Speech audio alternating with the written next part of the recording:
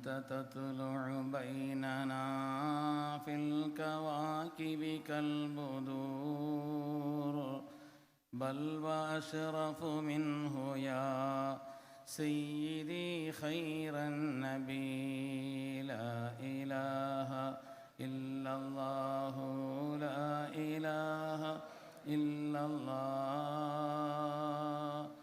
لا إله إلا الله محمد رسول الله.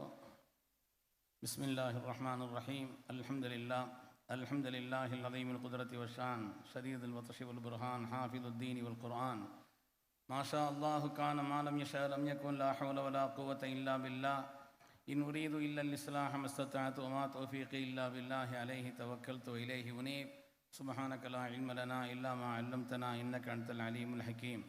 قال الله سبحانه وتعالى في القرآن الحميد بسم الله الرحمن الرحيم أم لم يعرفوا رسولهم فهم له منكرون. وقال النبي صلى الله عليه وسلم ولدت في زمن الملك العادل أو كما قال عليه الصلاة والتسليم. பாக்கியம் நிறைந்த இந்த 1500வது மீலாது நபி பெருவிழா நிகழ்ச்சிக்கு தலைமை ஏற்றிருக்கக்கூடிய உலமாக்களுடைய முன்னோடியும் வழிகாட்டியுமான ராஷிதுல் உலமா ஹதரத் கிபிலா அவர்களே, மேடையில் ஒவ்வொரு ஆட்களையும் சொன்னால் எனக்கு கொடுக்கப்பட்ட நேரம் முடிஞ்சிடும். அதனால் நான் யாரையுமே சொல்லலை. ஏதோ ஒரு கேரளக்கரையிலே பாலக்காட்டில் வந்து பேசுகிற மாதிரி எனக்கு தெரியல, தமிழ்நாட்டில் ஏதோ ஒரு ஊரில் பேசுகிற மாதிரி தான் தெரியுது. நிறைய முகங்கள், அங்கேருந்து நிறைய ஹசரத்மார்கள் ரொம்ப கஷ்டப்பட்டு அவ்வளோ பேரும் கூப்பிட்ருக்குறாங்க. நான் நேற்று கடலூரில் இருந்தேன், அங்கே ஒரு மௌலவி சொன்னார் நான் பாலக்காட்டுக்கு போகிறேன்னாரு. என்ன விஷயம் என்ன? இல்லை அங்கே ஒரு ஃபங்க்ஷன் இருக்கு இல்லையா? அப்படியா?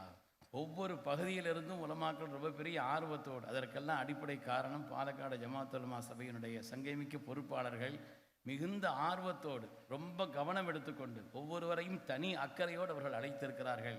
அல்லாஹு சுப்ஹானஹு வ தஆலா இந்த கூட்டத்தை கபூல் செய்தருள்வானாக.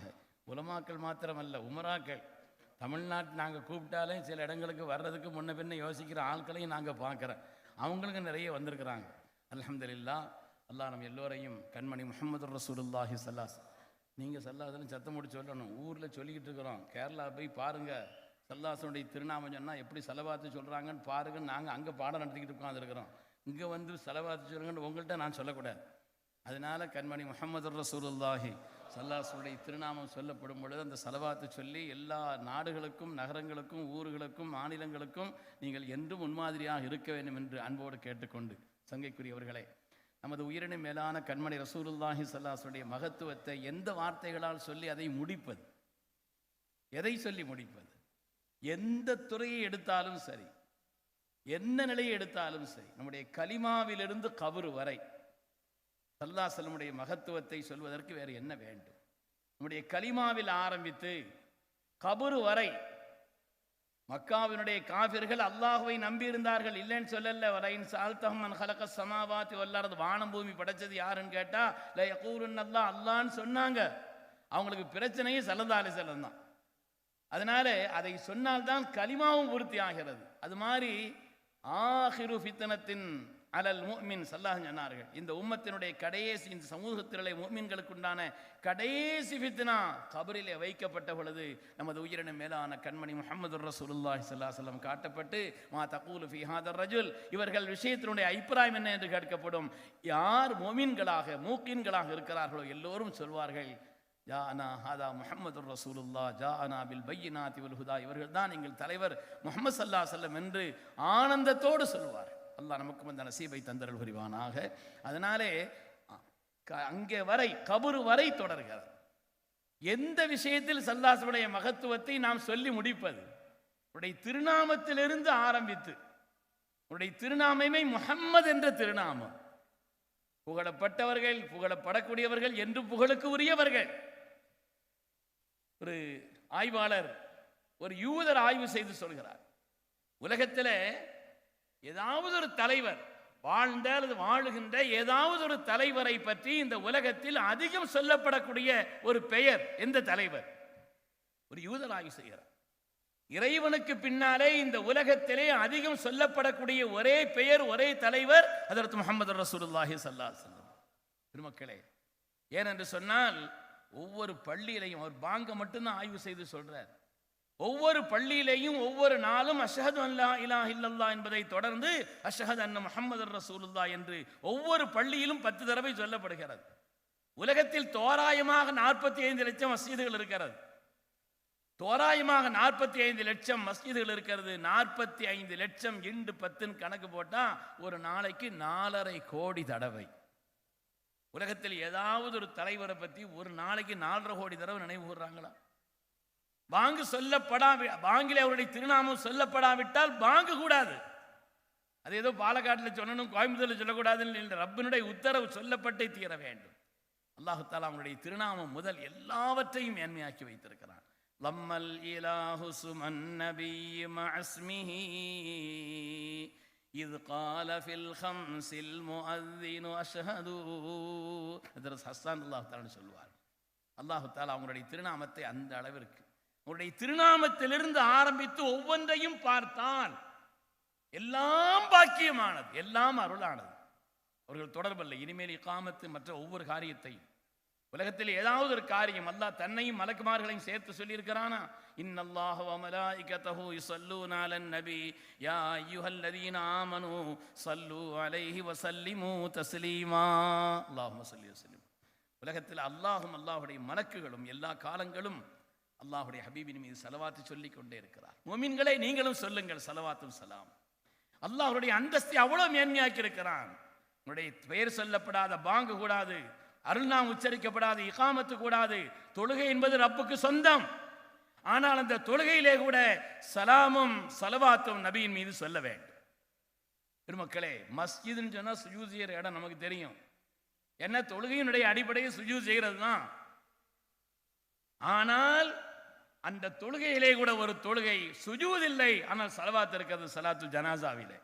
அல்லாஹு தஆலா நாயகத்தின் மீது அப்படிப்பட்ட ஒரு உன்னதமான நிலை ஏற்படுத்தியிருக்கிறார். எல்லா நிலையிலும் மேன்மையானவர்களா எந்த கண்ணோட்டத்தில் பார்க்க வேண்டும்? அவருடைய பாரம்பரியம் என்று எடுத்து பார்த்தால் ஸல்லல்லாஹு அலைஹி வஸல்லம் அவங்களுடைய தகப்பனார் ஊர்ல எல்லாம் சின்ன பிள்ளையிலேயே பாடம் சொல்லி கொடுப்பாங்க.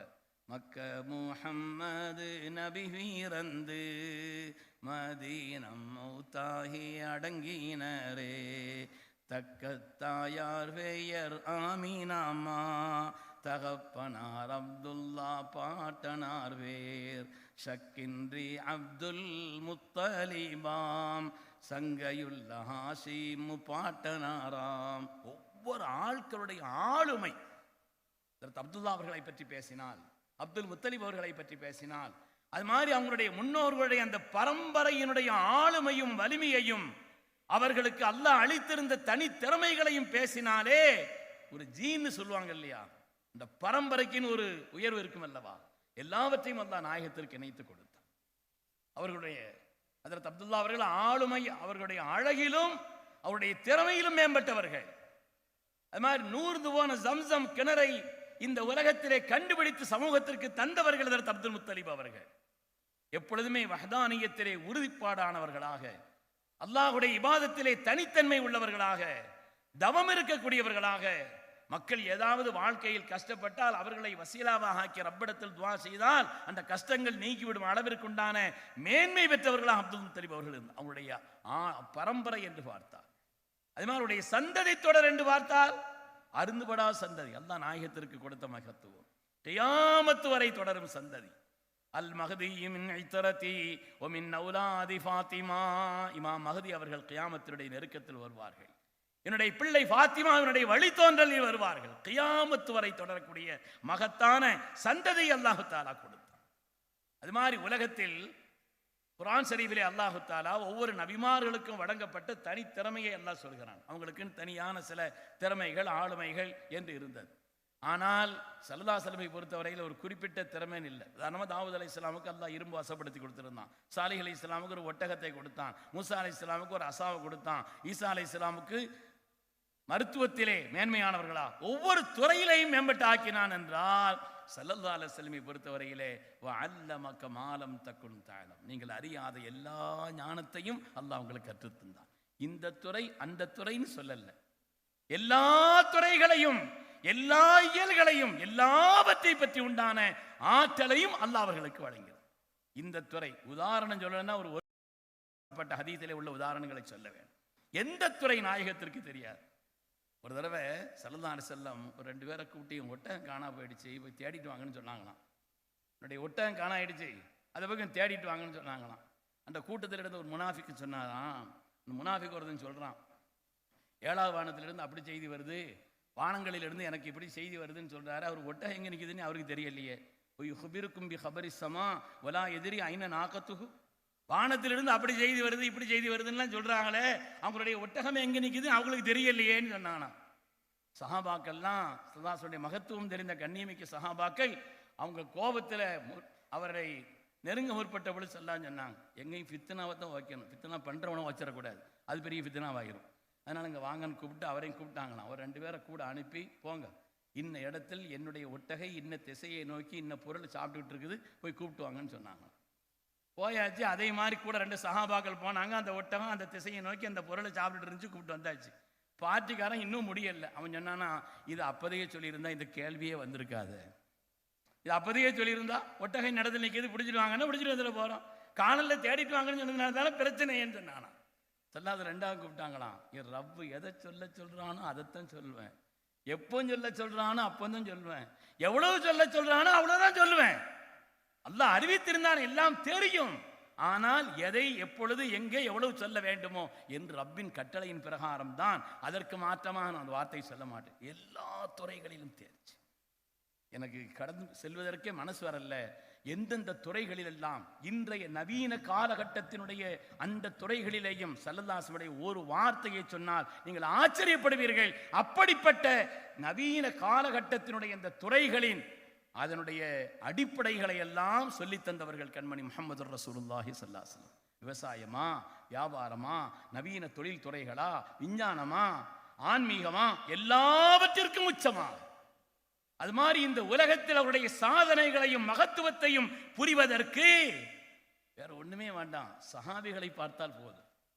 துலுமாத்துன் பஅதுஹா ஃபௌக பஅத், இருள்களுக்கு மேல் இருள் என்று அல்லாஹ் சொன்னான். அது மாதிரி உலகத்திலே அஞ்ஞானத்திலும் அதேபோல் மடமையிலும் இழிவான செயல்களிலும் எல்லாவற்றிலும் கீழ் இருந்தார்கள். இந்த உலகத்தில் அவருடைய நிலைங்கிறது அப்படி இருந்துச்சு. தமிழகத்தில் நாவரணிபா அவர்கள் ஒரு அழகான பாட்டில் சொல்வார், அந்த நாளிலே மக்கா நகரம் இருந்ததை கேளுங்கள், அங்கே அன்பின் வடிவமாய் அருளின் சிகரமாய் அமைந்ததை பாருங்கள், அங்கே போவோம் வாருங்கள். மக்கால் என்னென்ன அனாச்சாரங்கள் சீர்கேடு இருந்துச்சுன்னு ஒரு தொகுத்து சொல்வார். மழை பெய்யாதிடில் மாட்டின் வாலில் தீயை வைத்தார்கள், தீயோர் தீயை வைத்தார்கள், ஒரு மங்கைக்கு பல பேர் கணவர்களாகி மயங்கி கிடந்தார்கள், மதுவில் மயங்கி கிடந்தார்கள். நிறைய சொல்வார். அவர்களை எல்லாம் எப்படி மாற்றினார்கள். 100 அலா 100, பிரகாசத்திற்கு மேல் பிரகாசம். ஆமினு கமா ஆமனன் நாஸ், அவர்களை போல் ஈமான் கொள்ளுங்கள் நீங்கள். அல்லாஹ் நமக்கு உத்தரவிட்டான் கியாமத்து நாள் வரைக்கூடிய முஃமின்களுக்கு அவர்களை போல் ஈமான். ஆமனு பிமிஸ்லி மா ஆமன்து பிஹி ஃபகத் இஹ்ததவ், அவங்கள மாதிரி ஈமான் கொண்டார் அவங்களுக்கு ஹிதாயத். எல்லாவற்றிலும் முன்னோடியாக பெருமக்களே சஹாபிகள், ஒவ்வொரு சஹாபியும் யாரை சொல்வது யாரை விடுவது, மாணிக்கங்கள் ஒவ்வொருவரும். அவர்களை நாம் படிக்க வேண்டும். ஸல்லல்லாஹு கண்ணியத்தையும் அந்தஸ்தையும் இன்னும் ஆழமாக நம்முடைய உள்ளத்தில் பதிய வைப்பதற்கு சஹாபாக்கள் யார் என்று தெரிந்தால் போதும். அஸ்ஸஹாபத்து குல்லுஹும் அதூன், சஹாபாக்கள் எல்லோரும் நீதவான்கள். உலகத்தில் யாராவது ஒரு தலைவர் தன்னுடைய தொண்டரை பற்றி அப்படி சொல்ல முடியுமா? என்னுடைய தோழர்கள் தொண்டர்கள் எல்லோருமே நீதவான்கள் சொல்ல முடியுமா? ஸல்லல்லாஹு அலைஹி வஸல்லம் நற்சான்றிதழ் அளித்து விட்டு சென்றார். அதற்கு காரணத்தை அல்லாஹ் குர்ஆனிலே சொல்வான். ஏன் சஹாபாக்கள் அல்லாஹ் சொன்னாங்க, லவ் அன்ஃபக அஹதுக்கும் மிஸ்ல உஹதின் ذهبا, உங்கள ஒரு ஆளு ஒரு உஹதினுடைய அளவு, ஒரு மலை அளவு தங்கத்தையே நீங்க சதகா செய்றீங்க, என்னுடைய சஹாபாக்கள் ஒரு கவளம் அதை சதகா செய்யறாங்க, அதுக்கு ஈடாகாதுன்னு சொன்னாங்க. அதுக்கு ஈடாகாது. நீங்க தங்கத்தை கொடுக்குறீங்க, மலை, தங்க மலை, சும்மா கொஞ்சம் பணத்தை எடுத்து கொடுக்கறது அல்ல, தங்க மலையை எடுத்து கொடுக்கிறீர்கள் என்றாலும் அவர்களுடைய ஒரு கவளம் அந்த சதக்காவுக்கு ஈடாகாது. அது காரணம் குர்ஆன் ஷரீஃபில் உள்ள காரணத்தை சொல்லும் பொழுது சொல்லுவாங்க. காரணம் என்னன்னா, அல்லதீன தபஊஹு ஃபீ ஸாஅத்தில் உஸ்ரா, உடன்பட இயலாத சிரமமான நேரத்திலேயும் கூட எந்த பலன்களும் கண் முன்னால் தெரியாத காலகட்டத்திலேயும் கூட கஷ்டம், சிரமம், வேதனை, கேலி, பரிகாசம், கொலை, அடி, ஊர் விளக்கல் என்று ஒரு மனிதன் அல்லது சமூகம் ஒதுக்கப்படுவதற்கு என்னென்னவெல்லாம் செய்ய முடியுமோ எல்லாவற்றையும் செய்தார்கள். கண் முன்னால் எந்த பலன்களும் தெரியவில்லை, கண் முன்னால் அவர்களுக்கு எதிர்காலத்தினுடைய உயர்வு தெரியவில்லை. ஆனாலும் கூட அல்லாஹ் ரசூலுக்காக அர்ப்பணித்தார். எல்லா பலன்களையும் கண்டதற்கு பின்னால் அல்ல, எந்த பலன்களையும் காணாததற்கு பின்னால்.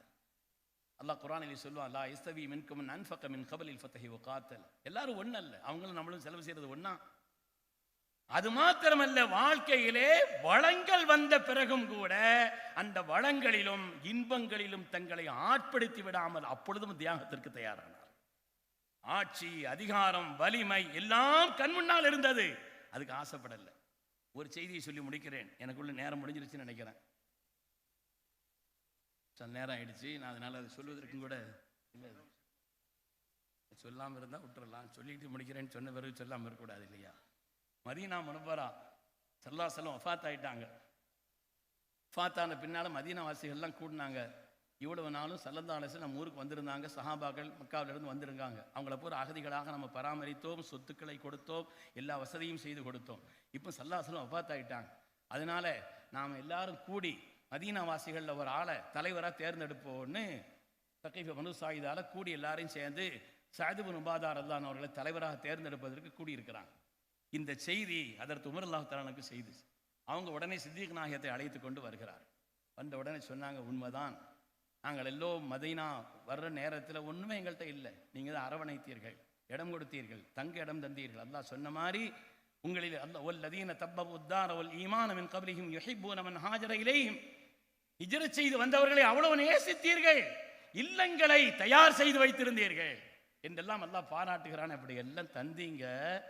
ஆனால் இப்பொழுது மதீனா என்பது நீங்க நினைக்கிற மாதிரி ஒரு சின்ன ஊர் அல்ல, அது இஸ்லாமிய சாம்ராஜ்யத்தினுடைய தலைநகர். அதனாலே இப்பொழுது இதனுடைய தலைவர்களாக இருப்பதற்குண்டான தகுதி உள்ளவர்கள் என்று சொன்னால் குறைஷிகள் தான். குறைஷின் உலாத்து ஹாதிஹில் உம்மா, குறைஷிகள் தான் இந்த சமுதாயத்தினுடைய தலைவர்கள் ரசூல் சொன்னாங்களே என்ற அந்த ஒரு ஹதீஸை தான், செய்தியைத்தான் சொன்னார்கள். அவ்வளவு மதீனா வாசிகளும் அப்படி இறங்கிட்டாங்க, பைய செய்து கொடுத்தாங்க. கண் முன்னால் பலன்கள் தெரிகிறது, ஆட்சி தெரிகிறது, அதிகாரம் தெரிகிறது, பொருளாதாரம் தெரிகிறது, வலிமை முன்னால் இருக்கிறது. ஆனால் எதற்கும் அவர்கள் ஆசைப்படவில்லை. அல்லாஹ் ரசூலுடைய கட்டுப்படுவதற்கும் தியாகம் செய்வதற்கும் தயாரானார்களே. இப்படிப்பட்ட ஒரு சமூகத்தை அல்லாஹ்வுடைய ரசூல் உருவாக்கினார்களே, எவ்வளவு பெரிய தியாகம்! பெருமக்களே, அல்லாஹ்வுடைய ஹபீபின் மகத்துவத்தை விளங்குவதற்குண்டான உயர்ந்த நசீவை அல்லாஹ் தந்தருள்வானாக. அல்லாஹ் நமக்கு ஈமானை அதிகரித்தருள்வானாக. அல்லாஹ்வுடைய ரசூலின் கண்ணியமான சஹாபாக்கள் எத்தகைய வலிமை மிக்க ஈமானுக்கு சொந்தக்காரர்களாக இருந்தார்களோ அதேபோல் அல்லாஹ் நமக்கும் ஈமானை தந்தருள் புரிவானாக. ஹைரான தீனையும் ஹைரான துன்யாவையும் ஹைரான ஆகிரத்தையும் அல்லாஹ் நம் எல்லோருக்கும் நசீபாக்கி அருள் புரிவானாக. மிக சிறப்பான ஒரு நிகழ்வை பாலக்காடு ஜமாத் உலமா சபை முன்னெடுத்திருக்கிறது. நான் இன்னும் கொஞ்ச நேரம் இருந்து எல்லாத்தையும் பேசிட்டு தான் போகணும்.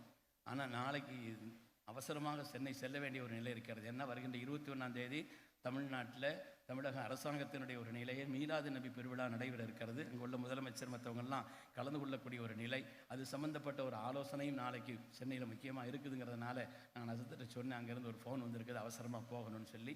அதனாலே முதலமைச்சர் கலந்து கொள்ளக்கூடிய ஒரு மீலாது நபி விழா, அது காரியங்கள் இருக்கிற காரணத்தினாலையும் ஜமாத் உலமாவுடைய சில ஹித்மத்துகளும் சேர்ந்து இருக்குதுங்கிற காரணத்தினால் அவசரமாக செல்ல வேண்டியது இருக்கிறது. உங்கள் எல்லோருடைய துவாவையும் ஆதரவு வைத்து மிக சிறப்பான ஏற்பாட்டை மிக அழகான முறையிலே பாலக்காடு ஜமாத் உலமாவை முன்னிறுத்தி செய்யப்பட்டிருக்கக்கூடிய அது உதவியாளர்களாக இருக்கக்கூடிய எல்லோருக்கும் அல்லாஹ் துன்யா ஆகிராவின் நிறைந்த பாக்கியங்களை தந்தருள் புரிவானாக. பிஹக்கி சய்யிதுனா முஹம்மதின் ஸல்லல்லாஹு அலைஹி வஸல்லம் வ ஆகிரு தஅவானா அல்ஹம்துலில்லாஹி ரப்பில் ஆலமீன். அஸ்ஸலாமு அலைக்கும் வரஹ்மத்துல்லாஹ். மாஷா அல்லாஹ் மாஷா அல்லாஹ். ஆமீன் ஆமீன். ஜஸாக்கல்லாஹ். அல்லாஹு அக்பர். ஒருத்தர் பேரையும் பெரிய ஆட்சியில் பூரா பேர் சொல்லாமல் விட்டுட்டார். ஆமீன் ஆமீன். ஜஸாக்கல்லாஹ் ஜஸாக்கல்லாஹ். அல்லாஹு அக்பர்.